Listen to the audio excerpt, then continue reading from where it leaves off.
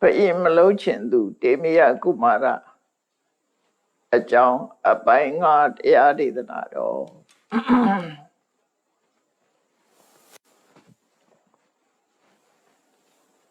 ဆောင်းပါတဲ့ဟင်းရွက်ကိုစားသုံးနေလို့အာဟာရဓာတ်မရဘူးလို့ဆိုရပေမဲ့လို့သူတဲ့အရေးကြီးတဲ့စိတ်သောကမရောက်ချမ်းသာသာတယောက်တည်းအေးချမ်းစွာနေထိုင်ခြင်းကြောင့်အသားရည်စုပြေကောင်းမွန်တဲ့အကြောင်းတေမယကုမာရယသိလေးကခမည်းတော်မင်းတရားကြီးအားရှင်းလင်းပြောကြားတာဖြစ်တယ်ပေါ့အဲ့ဒီနောက်မှာတော့ကာတိမင်းကြီးဟာငကိုယ်ရဲ့အကြံနဲ့မင်္ဂမင်းသားပစ္စည်းတွေပါအကုန်လုံးသယ်ဆောင်လာပြီးတော့တေမယကုမာရကိုတောထဲမှာပဲဖိတ်သိပ်သွန်းပြီးမင်းမြောက်ပြီးနေပြီးတိုင်းတော်ပြီးတော့ပြန်ခေါ်ဖို့ကြိုးစားလာခဲ့ပါတယ်အဲဒီမှာတေမယကုမာရရဲ့စိတ်နေဆန္ဒစိတ်ဆန္ဒလောကတိပိသားဖြစ်တော်လဲထပ်ပြီးတော့နာချဖြောင်းပြပေးပြန်အထာနိကံရထာနိကံအတိပတ္တိသဝါမိနောဒီဝေဒနာနိရမဏိဟံဗုဒ္ဓဒရမိတိအာသာရောစင်တတ်တေယထာတတ်တေမြင်တတ်တေချဝတ္တသာစင်ထားတဲ့ခြေလင်းစစ်တတ်တေလှပဆန်းကျဲတဲ့နန်းတော်တွေအဆောက်အုံကြီးတွေကိုအကုန်လုံးအပိုင်ပေးမယ်ဣဋ္ဌကာရမိတေတံမိသဗ္ဗလင်္ကာရဘူတိတာ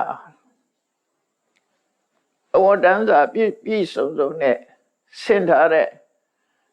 မောမမိတ်တာအချမ်းရံတွေကိုလည်းငါပေးမယ်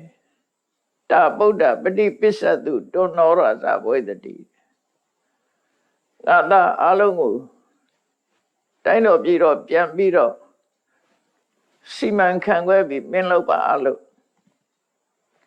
သွေးဆောင်ဖြာရောက်နေဒါရမကဘူးစိတ်ပါလာမလားထင်ပြီးတော့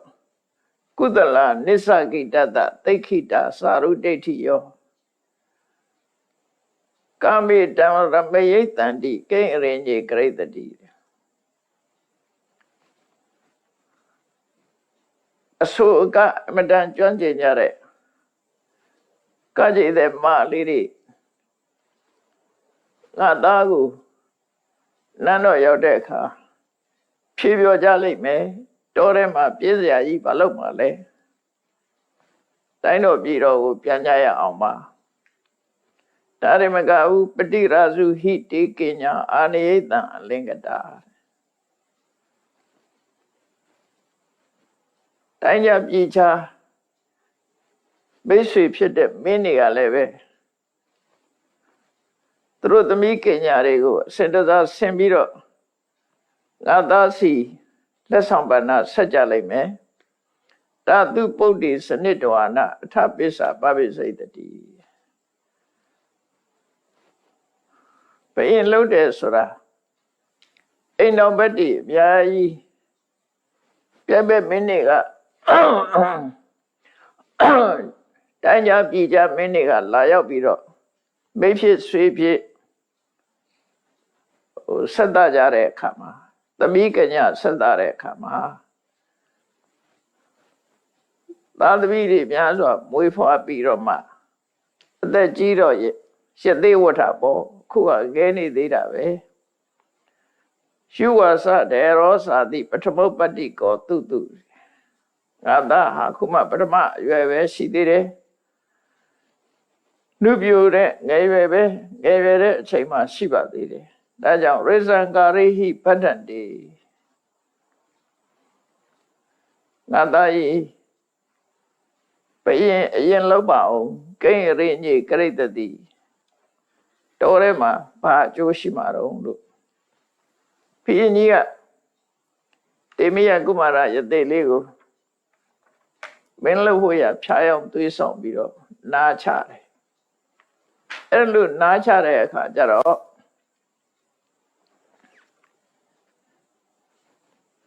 တေမယကုမာရယသိလေးကဖခမည်းတော်ကြီးကိုပြန်ပြီးတော့တရားဟောတယ်ယူဝစရိဗျမစရိယံဗျမစာရိယူဝတိရတယ်ခမည်းတော်မင်းကြီးဉာဏ်တော်အကျင့်ကျင့်တယ်ယသိသူတော်စင်ဘဝမှာနေပြီးတော့ဉာဏ်တော်အကျင့်ကိုကျင့်တယ်ဆိုတာနုပြုငယ်ရွယ်တဲ့အချိန်မှာကျင့်ရတယ်ဉာဏ်တော်အကျင့်ကိုကျင့်တဲ့ပုဂ္ဂိုလ်ဟာလည်းပဲငယ်ရွယ်သူပဲဖြစ်တဲ့နေပေါ့အသက်ကြီးမှဆိုလို့ရှိရင်ကိုယ်ခြေကိုယ်လက်ကိုယ်စကားနားထောင်မှာမဟုတ်ဘူးဒါကြောင့်မို့သူတော်စင်ဘဝကူးပြောင်းမဲ့ဆိုရင်ငယ်စဉ်ကပဲကူးပြောင်းနေတယ်။မြတ်သောကျင့်တဲ့ပုဂ္ဂိုလ်တိုင်းဟာလည်းငယ်ရွယ်သူပဲဖြစ်တဲ့နေပေါ့။တေရတ္တဟိပပ္ပစ္စာဣတံဣတိဟိဝဏိတံငယ်ရွယ်နဲ့ယသိယဟန်ပြုတာကိုပဲတကယ်ပညာရှိသူတော်ကောင်းတွေကချီးမွမ်းတတ်ပါတဲ့။အိုမင်းမစွမ်းဖြစ်မှယသိယဟန်ပြုတာဟာကိုချေကိုလက်တောင်မသိနိုင်တော့အသုံးမဝင်ပါဘူးရှုဝစရိဗျမစရိယံဗျမစာရိယူဝတိယဒီစကားကိုနှစ်ခါထပ်ပြီးတော့တေမယကုမာရယသိလေးကပြောငယ်ရွယ်သူဟာမြတ်သောအကျင့်ကိုကျင့်ရမှာဖြစ်တယ်မြတ်သောအကျင့်ကိုကျင့်တဲ့သူကလည်းပဲငယ်ရွယ်သူပဲဖြစ်ရမယ်ဗျမစရိယံစရိတ္တမိနာဟံရိစေနမတ္ထိကောဒါကြောင့်မို့သားတော်ဟာငယ်ရွယ်တော့ပဲမြတ်သောအကျင့်ကိုကျင့်ပါတော့မယ်ကျင့်ပါရစေပါမင်းအဖြစ်ဖြင့်လုံးဝအလုပ်မရှိပါဘူးမင်းမလုပ်ချင်ပါဘူးလို့တိုက်ရိုက်ညင်းဆိုပြီးတဲ့အခါမှာပတ္တမိဝောဟံတေရံအမတ္တတဝဋ္ဌတရံကိစ္စလတ္တံပိယံဗုဒ္ဓံအပတ္တဝါစရမတံငယ်ရွယ်တဲ့အချိန်မှာပဲမြတ်သောအကျင့်ကျင့်သင်ပုံနဲ့ပတ်သက်ပြီးတော့တေမယကုမာရကဘုရင်ကြီးသဘောပေါက်အောင်ပြောပြတယ်သူဟာတဲ့သားငယ်လေးတွေမေဖေဖေခေါ်တဲ့ခါစကလေးလေးပင်ပန်းပန်းအရွယ်လေးရောက်လာအောင်မွေးကျွေးမွေးထားတဲ့ကလေးတွေဟာအသက်အရွယ်ကြီးသည့်ထက်အောင်မနေရပဲနဲ့သိဆုံးသွားတာတွေကိုတွေ့ဘူးတယ်သူငယ်လေးတွေဟာမအိုခင်ကသိကုန်ကြတယ်ကလေးရွယ်နုနယ်တဲ့အချိန်မှာပဲအသက်ဆုံးရှုံးသွားတာတွေကိုသူတွေ့ရတယ်ထို့တူပဲပတ္တမိဝောဟတေရိန်ကုမာရိန်စာရုတတနာနဝဝန္တကလိရံဝပလောကစီဝိတက်ခယမင်္ဂလေးတွေဆိုလို့ရှိရင်လှလှပပလူပြိုတဲ့ကြေရွယ်တဲ့အရွယ်လေးတွေကိုသူတို့ဘဝဟာမတမမြစ်စုကလေးလိုနုနယ်နေတဲ့အရင်လေးမှာပဲသေမင်းရဲ့ဝါမြို့ချင်းကိုခံသွားရတာတွေရှိပါတယ်ငယ်ရွယ်ချိန်မှာသေကြတာတွေရှိတယ်တေရာပိမိယန္တိနရာစအထနာရိယောတထကောဝိတတိပောတောဒေဟရောမိတိစီဝိတေလောကမှာငယ်တဲ့လူတွေသေတာပဲငယ်တဲ့အမျိုးသားပဲဖြစ်ဖြစ်မျိုးသမီးပဲဖြစ်ဖြစ်ငယ်ရွယ်သူတွေကသေကြတာပဲတဲ့ဒါကြောင့်မို့လို့ငါငယ်သေးတယ်ဆိုပြီးတော့အသက်ဇီဝိတအပေါ်မှာ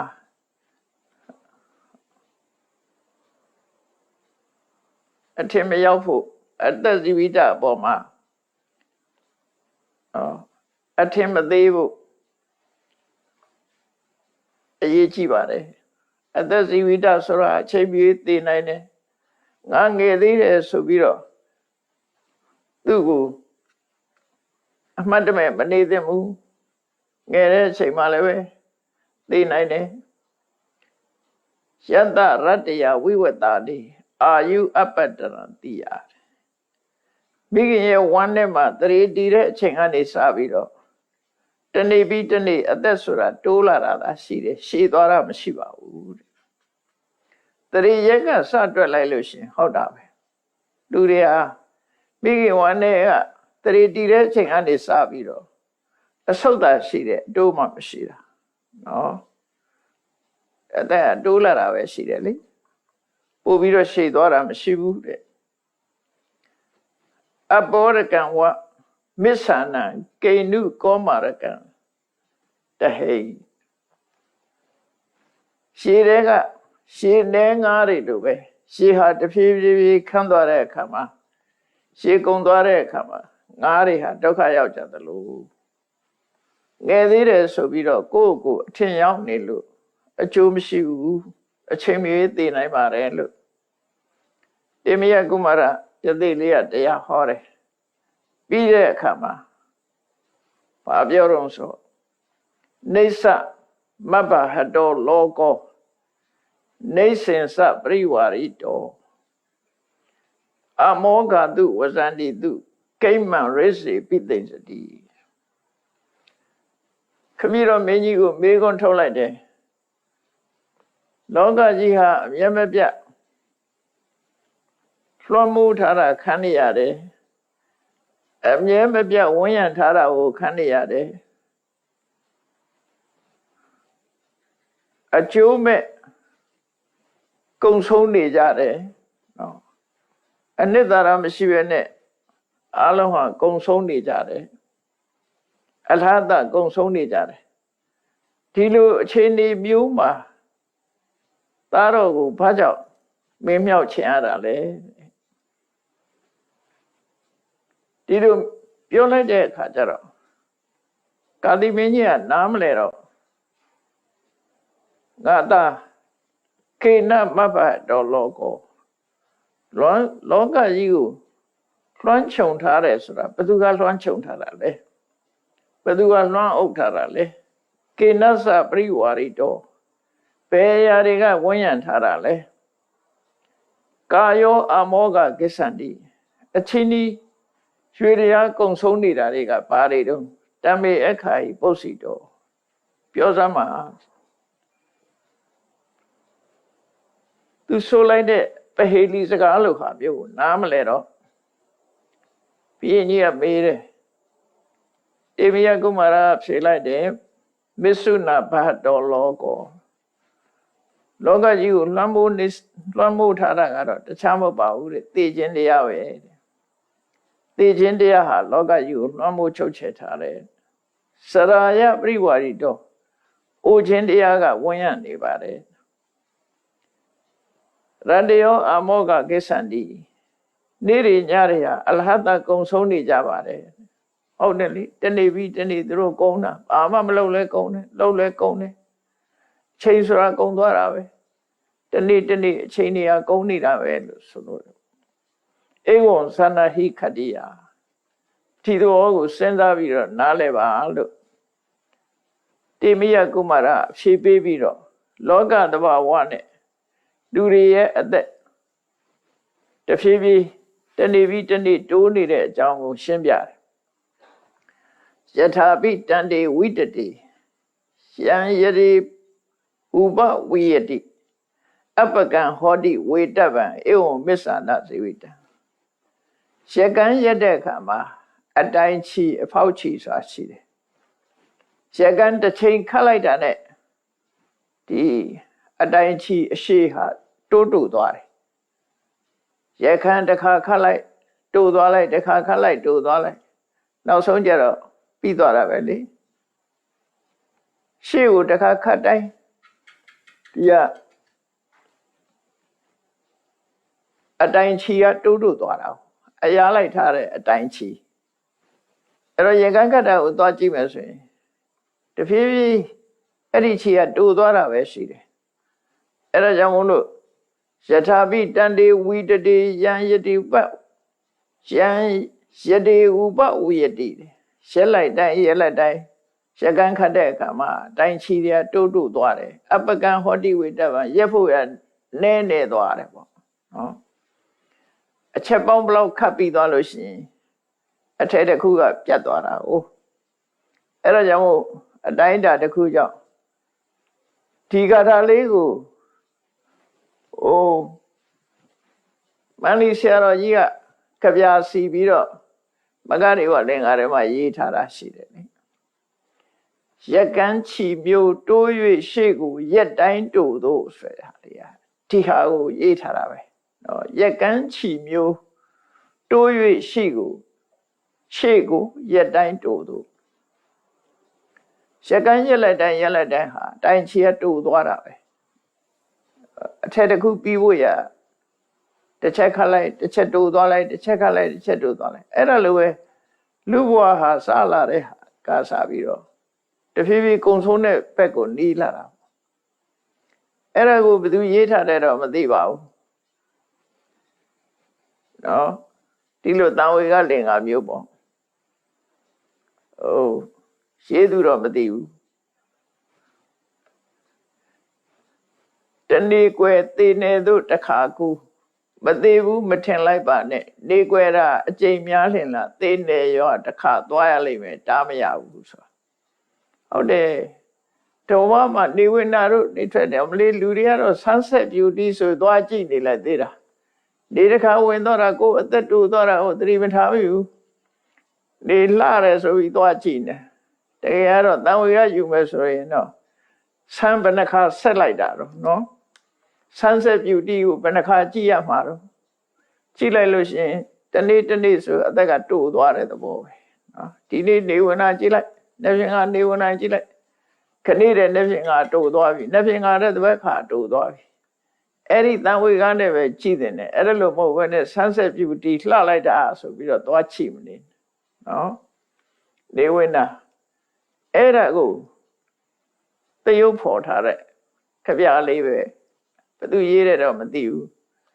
တနေ့ကွယ်သေးနေသူတခါကူမသေးဘူးမထင်လိုက်ပါနဲ့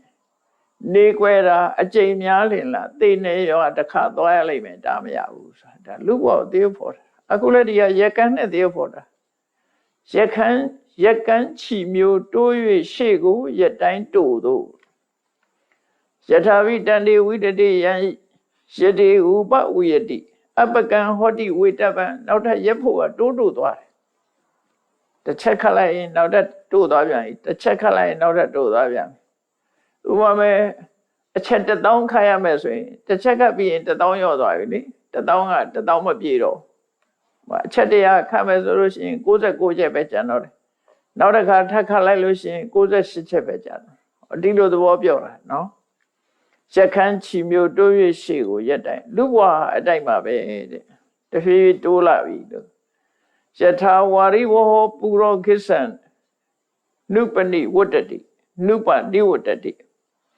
ဧဝမာယုမနုဿာနံခိသံနုပတိဝတ္တတိမြေရည်တွေဟာဘလောက်ပဲပြည့်ရှံပြီးတော့စီးသွားမြေရည်တွေဟာစီးဆင်းနေတာဘယ်တော့မှနောက်ပြန်စီးတယ်လို့မရှိဘူးရှေ့ပဲစီးနေတာပင်လယ်ဘက်ကိုစီးသွားတာနေရန်ကိုမျက်စီးသွားတယ်ဒါကြောင့်မို့လို့လူတွေရဲ့အသက်ဟာလည်းပဲအဲ့တိုင်းပဲတဲ့သိချင်းဘက်ကိုစီးသွားနေတာလို့ဒီသဘောတရားတွေဟာရှိနေတော့လည်းပဲမြင်ခဲ့တယ်ပေါ့နော်ဒါကိုပြပြီးတော့တေမယကုမာရကတရားဟောလိုက်တဲ့အခါနာရင်နဲ့ကတိမင်းကြီးကလည်းခေါင်းထဲမှာတရားရောက်သွားတဲ့အခါကျတော့ငါလည်းအိမ်နေပြီးတော့မင်းလုံနေလို့ဘာအကျိုးရှိမှလဲနော်ဆိုပြီးတော့လောကကြီးဘဝကိုညှိခွေလာဒါကိုနားတော့ရင်ဘဝကိုညှိခွေလာသိရမယ်ဆိုတာသိလာတဲ့အခါကျတော့ညှိခွေလာပြီးတော့ယသိဝတ်ချင်လာတယ်ပေါ့နော်အားကြလာပြီနာဟန္တာဝပုဏ္ဏနဂရံကမိတ္တာပိဣတိဝပပိစိတ်တာမိခမီးတော့လဲနန်းတော်ကိုမပြန်တော့ပါဘူးဒီမှာပဲယသိဝတ်ပါတော့မယ်အကယ်၍ငါသားဒီနန်းတော်ကို ပြန်မယ်ဆိုရင်လည်းပဲထိပြုပေးပါမယ်လို့နောက်ဆုံးကြိုးစားတဲ့အနေနဲ့တရားနာပြီးတဲ့နောက်တော့ထပ်ပြီးတော့ဖြားယောင်းသွေးဆောင်ပြန်တဲ့ဘုရင်ကြီးကခုနတိုင်းမှာပဲစစ်တပ်အချမ်းရံနေတို့လှပတဲ့နန်းဆောင်နေတို့ဒီမောင်မမိတ်တန်အချမ်းရံနေတို့အဆိုကကျွမ်းကျင်ကြတဲ့ကာရှိတဲ့မတွေတို့အဲ့ဒါတွေနဲ့ဖြောပြပေးမယ်တော်ထဲမှာဘာလို့ဆရာလဲမင်းဆိုရာဇာတွေကပြိဖက်မင်းတွေကနေပြီးတော့သမီးကညာတွေဆက်သားလာလိမ့်မယ်အဲ့ဒီသမီးကညာတွေနဲ့ပေါင်းဖက်ပြီးတော့သာသမီတွေထွန်းကားတဲ့အခါမှာအခုလိုယသိဝတ္ထပေါ့ခုချိန်ကအလွန်ပဲငဲနေသေးတယ်အရင်မင်းပြုတ်လိုက်ပါအောင်ဘာဖြစ်လို့တော်ထဲမှာနေကြတာတော့ဆိုပြီးတော့ထပ်ပြီးတော့ပြောလိုက်တဲ့စကားထဲမှာကုဋ္ဌာကာရင်စကောသင်္စဝဟနာနိပလာနိစနိဝေဒနာနိရမဏိအဟံဗုဒ္ဓတရမိတိသားတော်အတွက်အလုံးပေးမယ်နော်စဘာကြည်ကြတွေပေးမယ်ရွှေတိုင်းငွေတိုင်းတွေပေးမယ်စီစရာဆင်းမြင်းရင်ရထားတွေစစ်သည်ဘိုးဘာတွေလှပတဲ့နန်းဆောင်တွေအကုန်လုံးစီမံပေးမယ်ခောမန္တလပရိပြုလောဓာတိတံကပုရခတောရေဇံကာရိဟိပတန္တိကိဉ္ရိညေကရိတတိခောမန္တလပရိပြုဟောဓာတိတံကပုရခတောမင်းဆိုရာဇာတွေဟာဒီ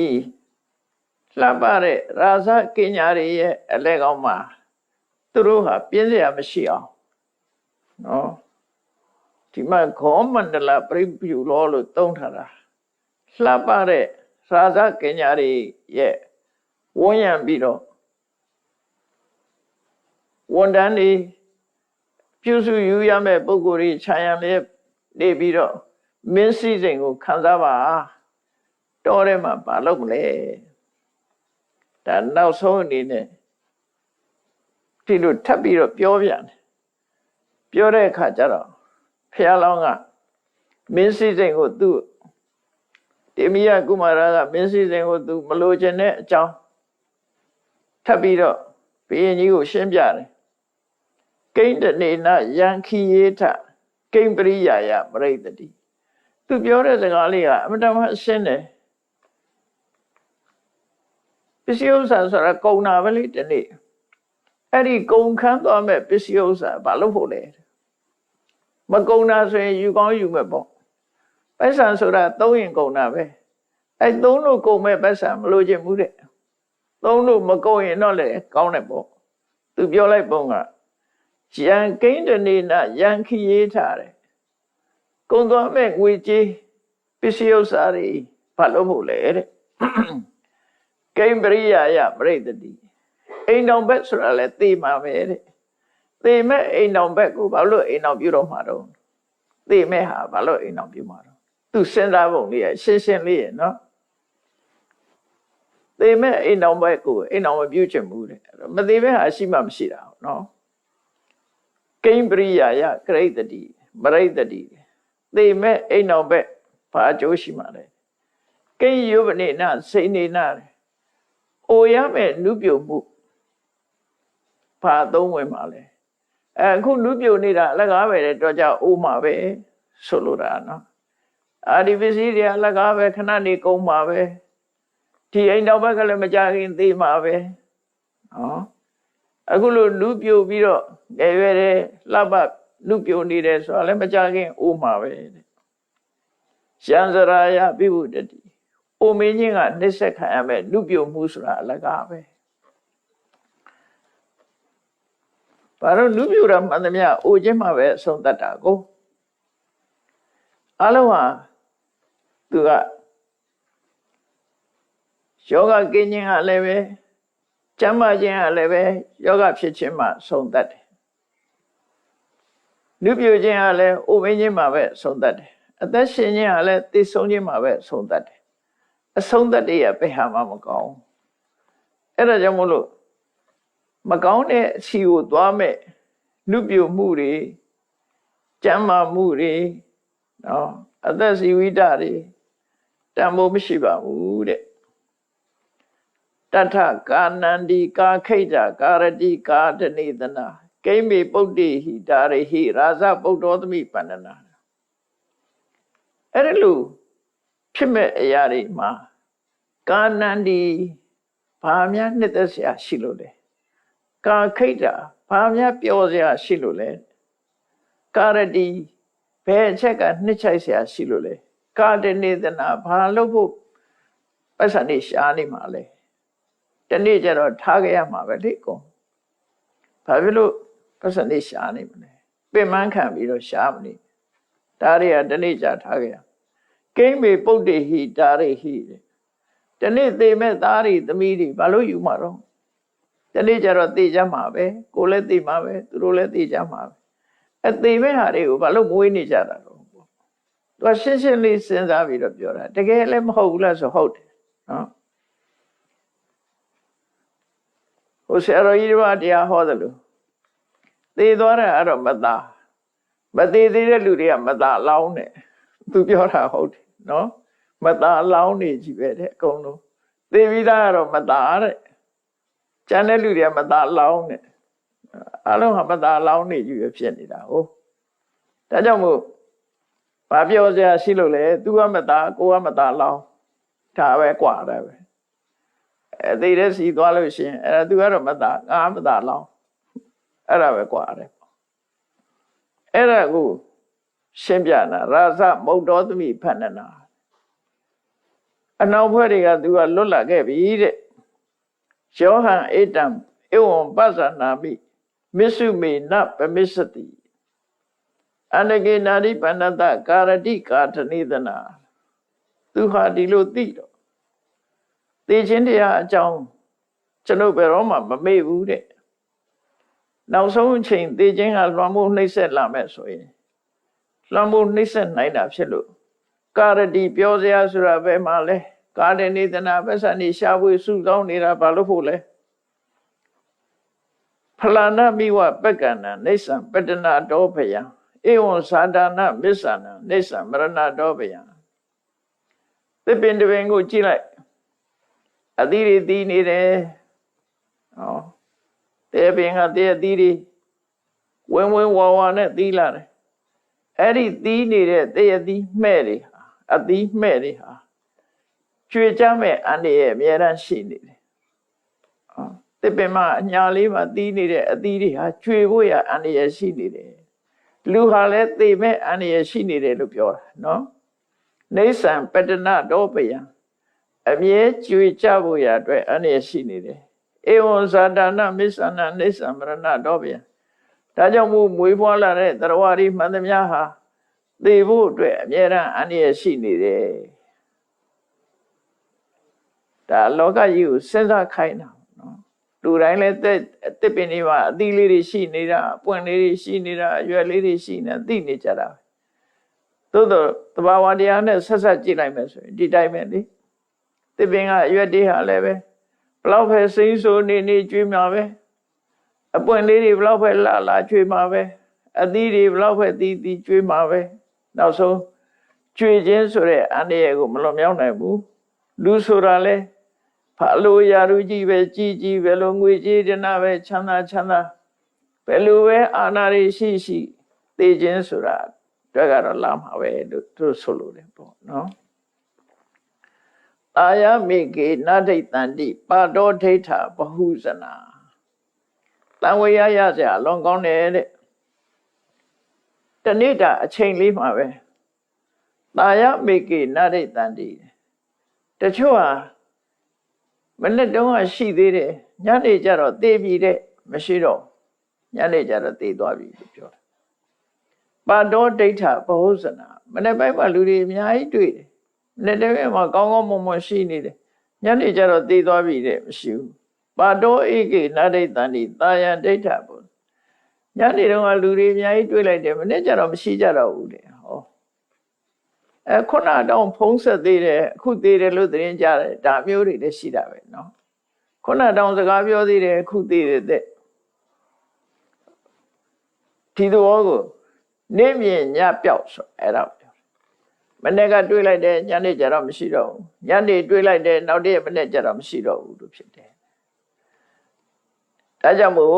ဣစေဝကိစ္စံအတပံကောစေညာမရဏံသူဝေနာဟိနောသင်္ကရံတေနမဟာသေနိနမစ္ဆုနာလုံးเสียရှိတဲ့အလုပ်ကိုခဏပဲကြိုးစားအထောက်ပါလုံးမယ်ဆိုရင်ခဏပဲလုပ်ပါကောစေညာမရဏံသူဝေလက်ဖြင့်ကမှအသက်ရှည်အောင်မလားမရှည်ဘူးလားသိမလားရှင်မလားဘယ်သူမှမသိနိုင်သိလို့သိသွားတဲ့လူကအမတန်ရှားတယ်မသိရနဲ့မသိသေးဘူးထင်ပြီးသိသွားတဲ့လူတွေပဲများနေတယ်နော်ဒါကြောင့်ကောစေညာမရဏံသူဝေဆိုတာလက်ဖြင့်ကမှသိမလားရှင်မလားဆိုတာမသိနိုင်ဘူးတဲ့ဘာကြောင့်မသိနိုင်တာတော့ဆိုနာဟိနောသင်္ကရံတေနမဟာသေနေနမစ္ဆုနာစစ်တီဘိုးပါလက်နဲ့ကရိယာအလွန်များပြားလာတဲ့သေမင်းဟိုကသေမင်းရဲ့လက်နဲ့တွေကအခုကကိုဗစ်တောင်ပေါ်လာတယ်လေဒါသေမင်းလက်နဲ့ပဲသေမင်းရဲ့စစ်တီတော်တွေပဲရှေးတုန်းကတော့ဘာတော့အဟိဝတ္တရောဂါနောက်ပလိယောဂဝါရှောယောဂဘာရနဲ့ယောဂတွေမျိုးစုံပဲအခုကိုဗစ်ဆိုတခါပေါ်လာတယ်အဲ့ဒါတွေကသူ့ရဲ့လက်နဲ့တွေကြီးပဲကောင်းလူအသေးစေရတဲ့လက်နဲ့တွေကြီးပဲနာဟိနောသင်္ကရံတေနမဟာသေနေနမစ္ဆုနာများသောစစ်တပ်ရှိတဲ့သေမင်းနဲ့ချိန်ချက်ပြီးတော့တောင်းဆိုသတ်မှတ်ချက်ဆိုတာမရှိဘူးတဲ့သူနဲ့ဂရိစကားဆိုလို့လည်းမရဘူးဒီနေ့တော့နေပါအောင်ဒီနှစ်တော့ဆိုင်းလိုက်ပါအောင်မသေးပါသေးနဲ့ဒီနှစ်တော့မသေးပါနဲ့လှုပ်ရှားလေးတွေရှိလို့နောက်ဘယ်နှစ်တော့နေပါစေသူ့ဘာပေးပါမယ်လို့တဆိုးလက်ဆောင်ထိုးတာတို့ခုခံကာဝဲတာတို့ဘာမှလုပ်လို့မရဘူးလေသူနဲ့ချင်းချက်လို့မရဘူးချင်းဆိုလို့မရတဲ့အရာဖြစ်တယ်ပြန်မေးဆွဲခံရင်တော့မှပဲနည်းနည်းချင်းလို့ရအောင်ပဲအသေးမင်းကပြန်မေးဆွဲရင်ကတော့ချင်းချက်လို့မရတော့ဘူးနော်သူတို့ဆိုလို့တာပေါ့အဲ့လိုချင်းဆိုလို့မရတာကိုနာဟိနောသင်္ကရံဒေနာသူ့ကိုလက်ဆောင်ပန္နပေးလို့လည်းမရဘူးအေးမရရင်လည်းတိုက်ခိုက်မယ်ဆိုပြီးတော့သူ့ကိုတော်လန်လို့လည်းမရဘူးယန္နာမထေရဘာပြောတဲ့စကားအတိုင်းပဲအာဂိသံတက်ခိခန္ဓာဝမစ္စုဗျာတိစရတယောပလာယိဒီမစ္စုဗျာတိစရတယောအာဂိသံတုံပလာယိတုံပလနတ္ထိမိတောက်ကြီးမိလျံကြီးတွေဟာမိဘုံကြီးဟာကိုယ်စီမှာလာနေမယ်ဆိုလို့ရှိရင်တဲ့ရင်ဆိုင်လည်းမတိုက်နိုင်ဘူးလွတ်အောင်လည်းမပြေးနိုင်ဘူးလွတ်အောင်လည်းထွက်မပြေးနိုင်ဘူးသူ့ကိုလည်းမတော်လှန်နိုင်ဘူးအဲ့ဒါလိုပဲသေမင်းကလွတ်အောင်လည်းထွက်ပြေးလို့မရဘူးကဲထွက်မပြေးဘူးရင်ဆိုင်ခုခံတိုက်ခိုက်မယ်ဆိုရင်လည်းမနိုင်ဘူးတဲ့အဲ့ဒါကိုဆိုလို့ဒါကြောင့်မို့လို့မသိခင်လို့ဆရာတခုလောက်ပါလို့ဆိုလို့တယ်ကြိုးစားအထောက်ပါ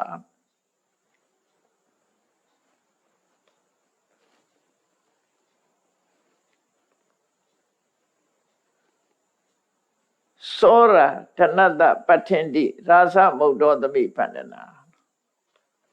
နောက်ဆုံးပါပြောလိုက်တယ်ဆိုပစ္စည်းဥစ္စာလိုချင်တာတွေကတော့တခိုးရမြတွေပါတဲ့နော်သူများပစ္စည်းကိုယူဖို့ကြိုးစားနေတာတော့တခိုးရမြတွေပါသူကတော့အဲ့ဒီပစ္စည်းဥစ္စာမျိုးမလိုချင်ပါဘူးတဲ့ဒါကြောင့်မို့လို့သူဟာပစ္စည်းဥစ္စာတွေအလုံးအနှောင့်အယှက်တွေကသူကလွတ်မြောက်ပြီးသားဖြစ်နေပါပြီဧဝံရာဇနိဝတ္တတုနာဟရိစေနမတ္ထိကောဘုရင်ကြီးကိုတောင်းဆိုလိုက်တယ်ရှင်မင်းကြီးတဲ့လမ်းတော်ပြန်မနေပါနဲ့တော့သို့မဟုတ်ပြန်သွားရင်လည်းမြန်ပြန်လာခဲ့ပါတော့နာဟရိစေနမတ္ထိကောကျွန်ုပ်ကတော့ ရင်အဖြစ်ကိုလုံးဝမလိုလားပါဘူးလို့နောက်ဆုံးတေမယကုမာရကအခုလိုရှင်းရှင်းကြီးပြောလိုက်တဲ့အခါမှာတေမယကုမာရနဲ့ဟောပြောနေတဲ့တရားစကားတွေကိုနားထောင်ရင်ခမည်းတော်မင်းတရားကြီးရောမေတော်စန္ဒဒေဝီမိဖုရားရောနောက်ကပါလာတဲ့16000သောမောင်မပရိသတ်တွေရောအမတ်တွေရောအားလုံးဟာပါလာတဲ့လူတွေဟာတန်ဝေကရပြီးတော့ရှသေဘဝကူပြောင်းလို့တဲ့စိတ်တွေဖြစ်လာကြတယ်နော်အဲ့ဒီမှာဘုရင်ကြီးကအမိတ်ပြန်ပြီးတော့ငါရဲ့သားတော်တေမယကုမာရထမယသေဝချင်တဲ့ပုဂ္ဂိုလ်တွေဝကြလို့ဆိုပြီးတော့ကြော်ညာမောင်းခတ်လိုက်တယ်သူကိုယ်တိုင်လည်းယသေဝမဲ့လို့ဆိုပြလိုက်တယ်ရွှေငွေဘန္နာရိုက်တွေလည်းတကားဖွင့်ပြီးတော့အလုံးလိုချင်သူယူဆိုပြီးတော့စာတွေချိတ်ဆွဲခိုင်းလိုက်တယ်တဲ့နော်ရွှေပင်လွာတွေရေးပြီးတော့တိုင်တွေမှာစိုက်ထုပြီးလူတွေသိအောင်ဆွဲခိုင်းလိုက်တယ်အဲ့လိုအလုံးကိုဆွန့်လွတ်လိုက်တယ်ပေါ့နော်မျိုးသူမျိုးသားတွေကလည်းပဲဆိုင်ရောင်းဆိုင်ဝဲလုံးနေတဲ့ပုဂ္ဂိုလ်တွေကလည်းဆိုင်ကားတွေဒီတိုင်းဖွင့်ပြထားတယ်အိမ်တွေကိုလည်းဒီတိုင်းဖွင့်ပြထားတယ်ဖွင့်ပြထားခဲ့ပြီးတော့မြို့ကနေထွက်လာပြီးတော့ဘုရင်မင်းတရားကြီးစီအားလုံးကရောက်လာကြတယ်ရောက်လာတဲ့အခါဘုရင်ကြီးကသူကလူထုပရိသတ်နဲ့ကွာခုနရာဇနိဝတ္တတုဆိုသူရုတ်တရက်တိုင်းပြည်ကိုပြန်သွားပြီးတော့စီမံပြီးတောက်လျှောက်တိုင်းသူပြည်သားတွေနဲ့အတူတကွာဖျားလောင်းတေမယကုမာရစီကိုပြန်လာခဲ့တာပေါ့နော်ပြန်လာခဲ့ပြီးတော့ယသေဝတ်ကြတယ်အလုံးယသေဝတ်တဲ့အခါမှာအမှန်တန်ဥယျာဉ်အများသည့်အတွက်ကြောင့်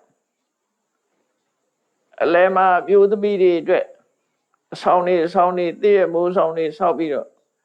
ဘေးပတ်ပတ်လည်းကအမျိုးသားတွေနေဖို့ဆောင်တွေဆောက်တယ်။ဘာကြောင့်လို့ဆိုရင်မျိုးသမီးတွေကကြောက်တတ်တယ်တော်တယ်မှာ။ဒါကြောင့်မို့မျိုးသမီးတွေကိုအလဲကထားအမျိုးသားတွေကဘေးကဝန်းရံပြီးတော့အဲ့ဒါလိုယသိကျောင်းဆောင်ပရဝုံကြီးကိုဆောက်လုပ်ပြီးတော့ဒီယသိတွေကအလုံးကိုတရားဟောပြီးသမထကျင့်စဉ်တွေကိုအလုံးကိုသင်ကြားပြီးတော့ပေးတယ်အဲ့လိုယသိဝတ်နေတဲ့အချိန်တွင်မှာအိမ်ပြန်ခြင်းတဲ့စိတ်တွေတို့မကျေနပ်တဲ့စိတ်တွေတို့ဒါမျိုးတွေတွေးမိလာလို့ရှိရင်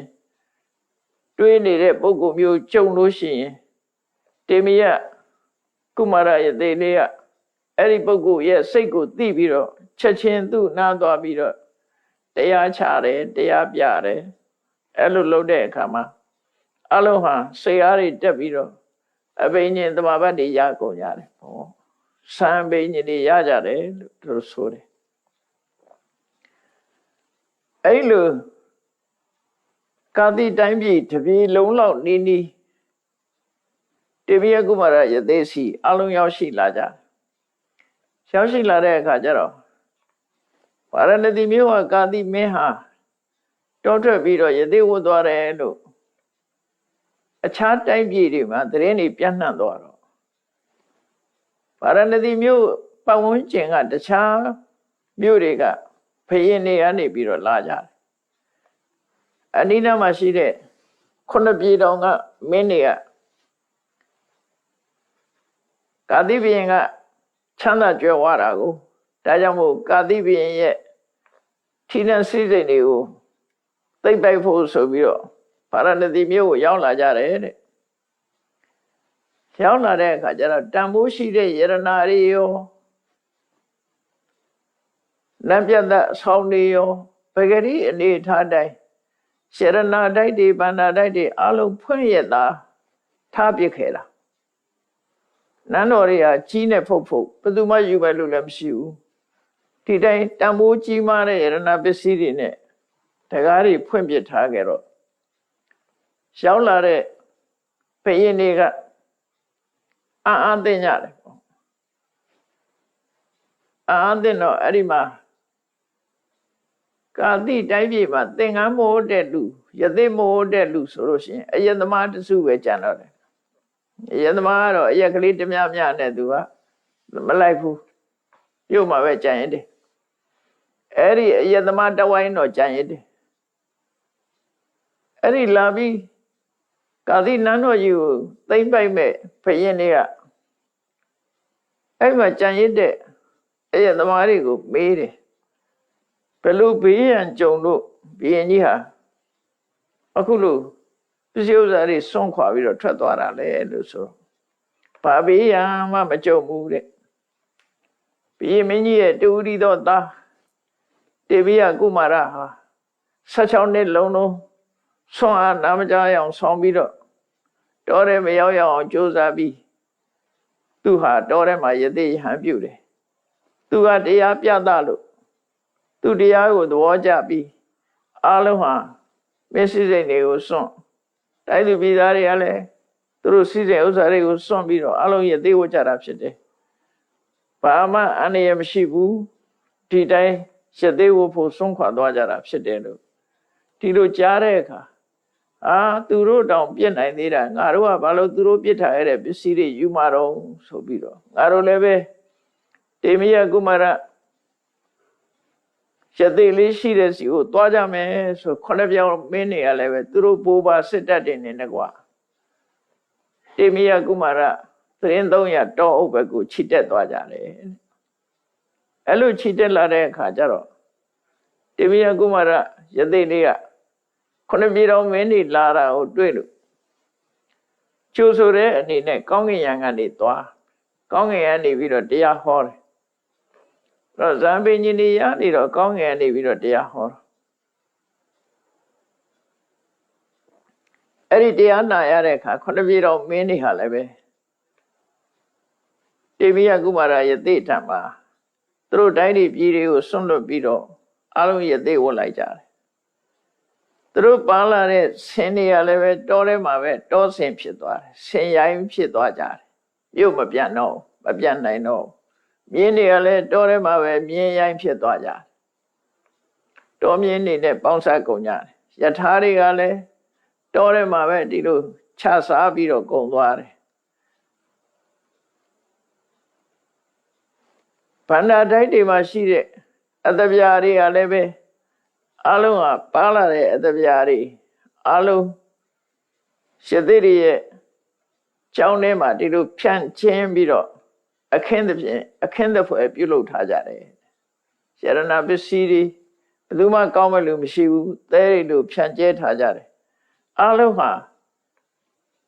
သမဘတ်8ပါးကိုကြည်ကြကြုတ်ကိုအထုတ်လို့ဇံပင်ရှင်တွေရကြတယ်ကောင်းကင်ကိုပြန်နိုင်တဲ့အနေအထားမျိုးတွေရကြတယ်နောက်အသက်ကုန်ဆုံးတဲ့အခါကျတော့အလုံးပြမပြေရောက်သွားကြတယ်တဲ့အဲ့တော်ထဲမှာဘယင်းနေစီးလာတဲ့ဆင်းနေမြင်းတွေကလည်းယသိတွေပေါ်မှာကြီးညိုတဲ့စိတ်တဲ့ခင်မင်နဲ့တရိษံအနေနဲ့လည်းတရိษံကလည်းလူကိုခင်မင်တာရှိတယ်လေအဲ့ဒီလူတွေပေါ်မှာခင်မင်တဲ့စိတ်ဓာတ်နဲ့ယသိတွေပေါ်မှာခင်မင်တဲ့စိတ်ဓာတ်ကြောင့်သူတို့သိတဲ့အခါလည်းနတ်ပြည်6ထပ်ရောက်ကြတယ်လို့ပြောတယ်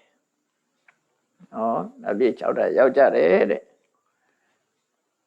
အဲ့တော့အခုလို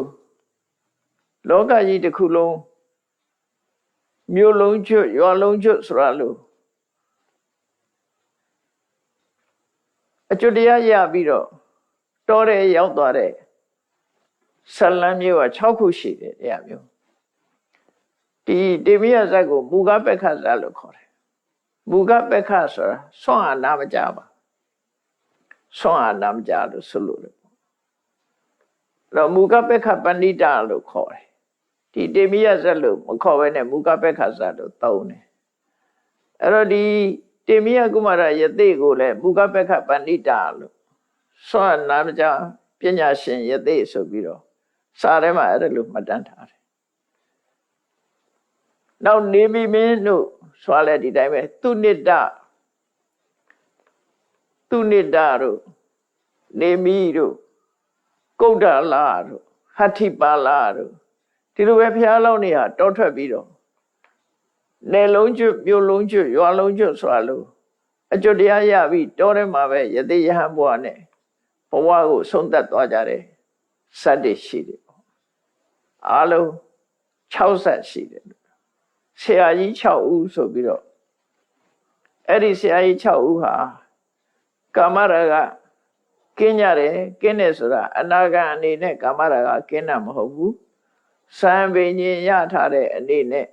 ကာမရာဂစိတ်တွေမရှိကြဘူးစံပင်ရှင်နေနဲ့ပျော်မွေ့ပြီးတော့တောထဲမှာပဲတရားဓမ္မကျင့်ကြံကြုတ်ကိုအထုတ်သွားကြတယ်ဆရာကြီး6ဦးလို့ပြောတယ်အဲ့ဆရာကြီး6ဦးထဲမှာဒီအရကတို့သူနိတတို့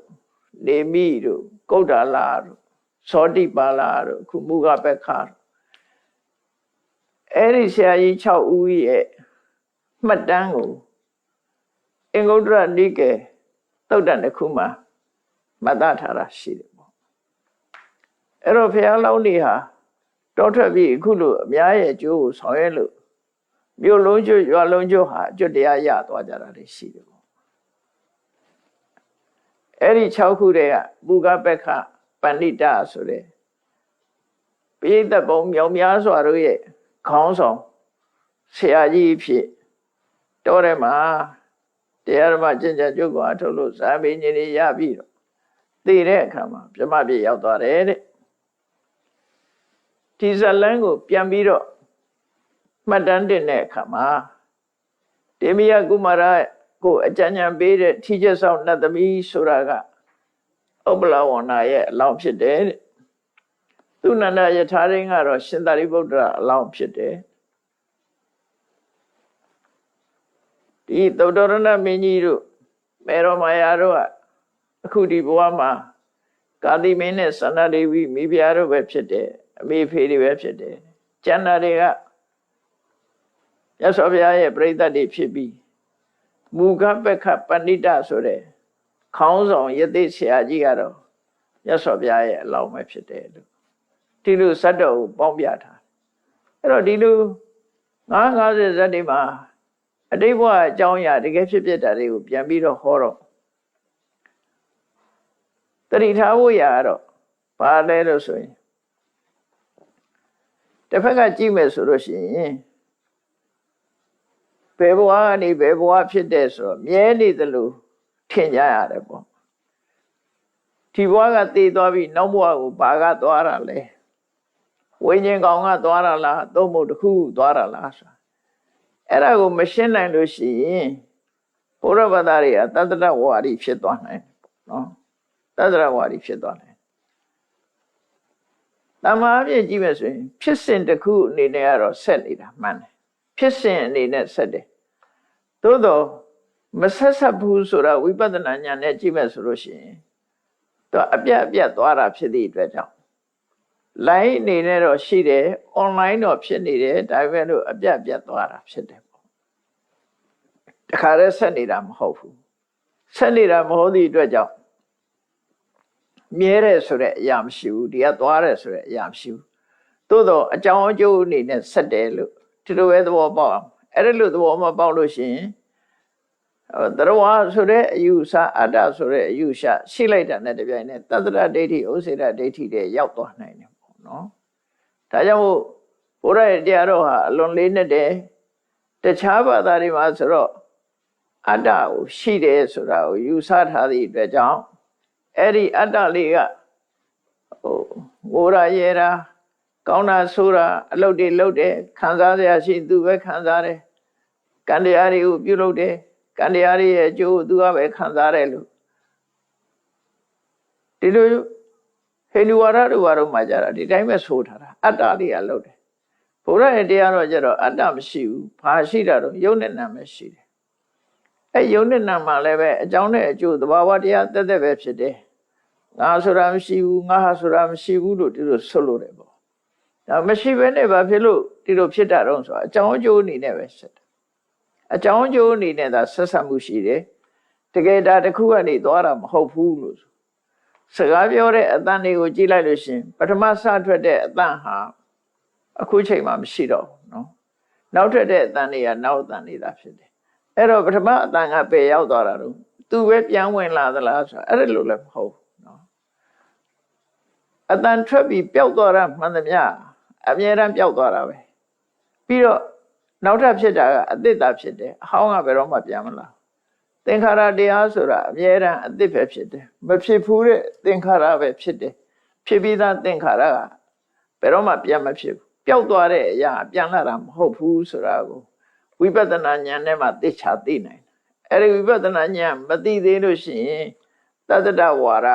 ဘက်ကိုလဲသွားနိုင်တယ်ပေါ့နော်အခုလည်းကြည့်မယ်ဆိုရင်ဘုရားဘက်ကပဏိတဟာဖျားဖြစ်လာတယ်ဟိုတုန်းကတော့တေမိယကုမာရလို့ခေါ်တယ်အခုဖျားဖြစ်လာတယ်တေမိယကုမာရကဖျားဖြစ်လာတယ်ဆိုတော့မြဲလို့ပေါ်လို့ဒီလိုထင်ကောင်းထင်เสียရှိတယ်သို့တော့အကြောင်းအကျိုးအနေနဲ့တော့ဆက်တယ်လို့ပြောရမှာနော်အကြောင်းအကျိုးဆက်တယ်လို့သဘောပေါက်ပြီးတော့ဘယ်လိုမဆက်တာတော့လို့ဆိုလို့ရှိရင်တန်ကြိုးလေးကိုကြည့်လိုက်တန်ကြိုးကြည့်လိုက်လို့ရှိရင်တန်ကြိုးမှာခွင်းလေးတွေဆက်တာလေခွင်းလေးတွေဆက်တာဆိုပထမခွင်းသည်ဒုတိယခွင်းနဲ့သာဆက်တာတတိယခွင်းထိမရောက်ဘူးတခြားကြည့်လိုက်လို့ရှိရင်နော်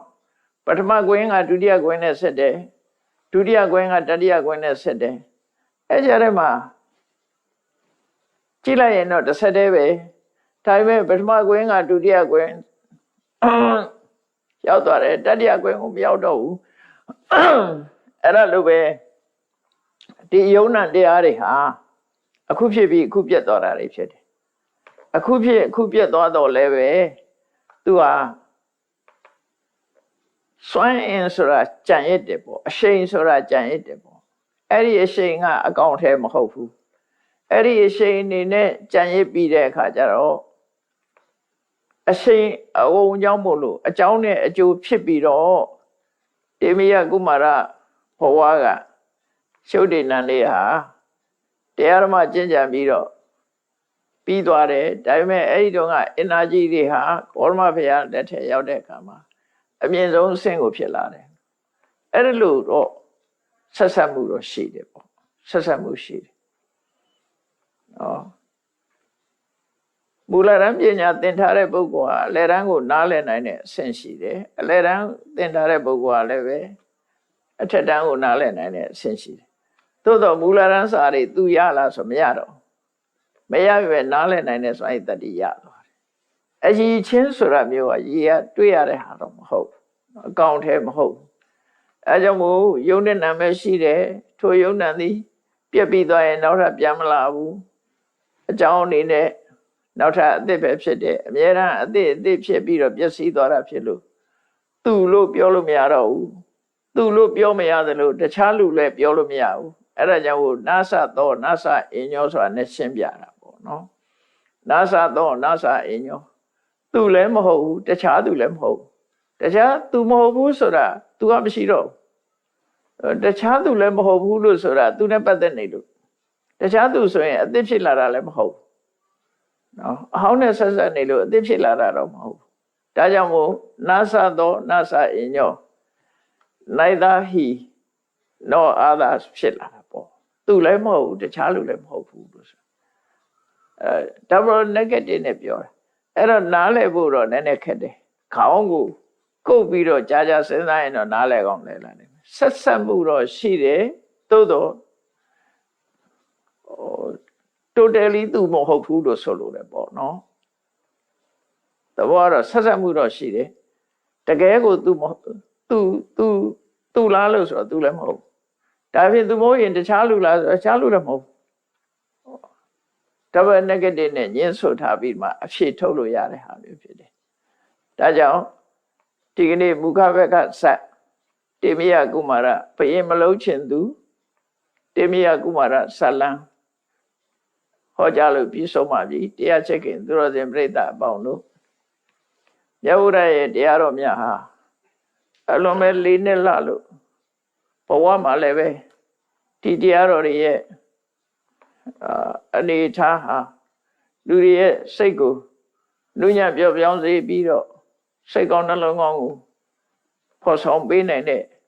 တရားတော်တွေဖြစ်လို့ဒီတရားတော်တွေအတိုင်းတို့တွေလိုက်နာကျင့်သုံးကြရမှာဖြစ်တယ်လို့ကိုယ်စီတတိထားပြီးကြိုးစားအထောက်နိုင်ကြပါစေကုန်သတည်းသာဓုသာဓုသာဓု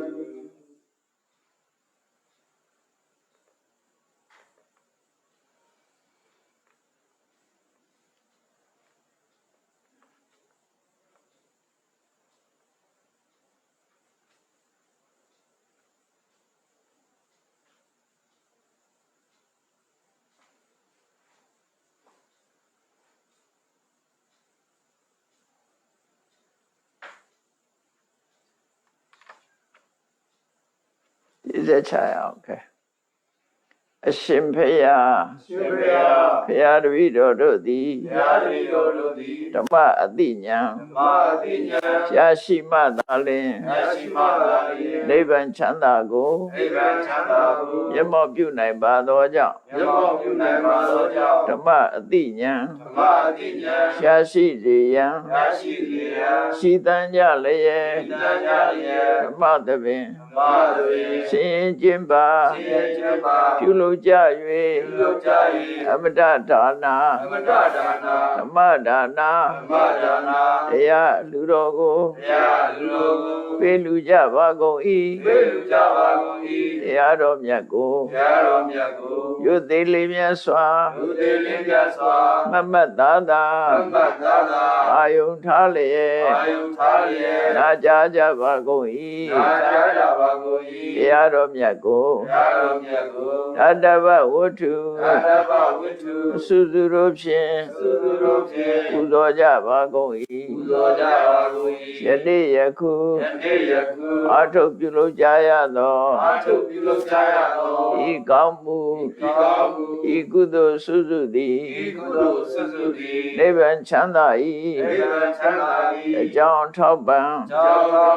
ဖြစ်ပါစေတည်းဤကောင်းမှု၏အဖို့ဘာကကိုအမိအဖာအဖို့အဖွာဆရာသမားမစ၍